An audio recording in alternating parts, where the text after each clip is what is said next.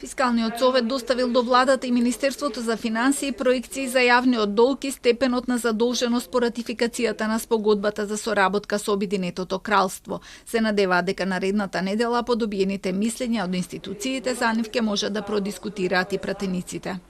Успеавме под одредени претпоставки кои што се доста, како да кажам, непоуздани што во јавноста се искажуваат, да направиме проекција што би значило за јавниот долг и степенот на задолженост во наредните 7 години, доколку под одредени сценарија се реализира одредено ниво на задолженост.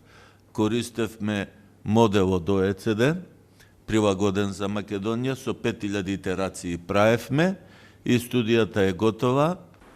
Проекцијата ќе се дискутира заедно со фискалната стратегија што владата ја усвои и ја достави до собранието. Прогнозите во неа се дека македонската економија годинава ќе има раст од 3,7%, додека во периодот од 2026 до 2030 година просечниот раст на бруто домашниот производ ќе биде 4,7%. Во истиот период е планирано вработеноста да расте со побрзо темпо, односно просечниот годишен раст да изнесува 1,8%. Ќе ви доставиме мислење за фискалната стратегија, но со задоцнување затоа што ние материјалот го добивме вчера, така да најрано што ќе може да ви доставиме средината на идната недела.